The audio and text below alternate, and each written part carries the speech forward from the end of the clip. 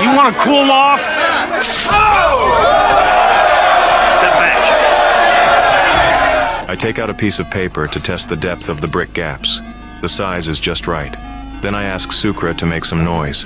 Sukra gets what I mean, so he starts singing loudly. Other people charge money for singing, but his singing is torture.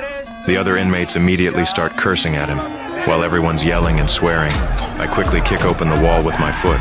Soon I kick out a hole big enough for a person to crawl through. The guards rush over immediately. The inmates finally quiet down, and I quietly crawl out of the cell. But this is only the first step of the escape plan. I still need time to study the escape route.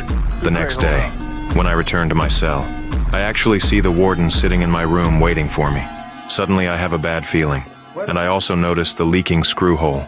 Fortunately, the warden doesn't notice anything unusual, but he tells me even worse news. He received orders from his superiors to transfer me to another prison, and it will be executed tomorrow. Hearing this, I'm at a loss. I desperately beg the warden not to do this, but the warden remains unmoved. I don't give up. So I find a prisoner who has been here for 50 years. He tells me this thing is simple. I just need to write an application. Find any excuse to say I'm not feeling well. Then the superiors will reject the application. It takes at least a month to go through the process. During this month, no one has the right to transfer me. I immediately do as he says. After the warden receives the application, he can only follow the procedure. I restart the escape plan. I have Sukra pretend to hang clothes as cover. Then I crawl into the structural gap in the cell to find the passage to the infirmary. But I discover there's a concrete wall blocking the passage, and the prison often has random roll calls. I don't have enough time to break through this wall. I barely knock a few times before being called back. All this time is wasted on the road. I can't escape at all, just when I'm at my wit's end. Smart Sukra thinks of a way, when we're put in solitary confinement. The guards all leave here.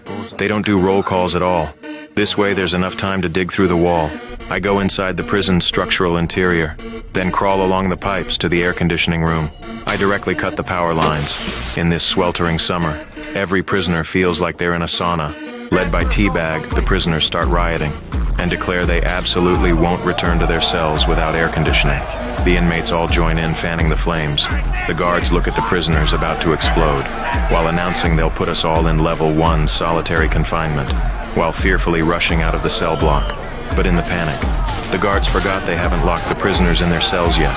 Captain Bellick prepares to come over and teach the prisoners a lesson, but gets mocked and ridiculed by Teabag.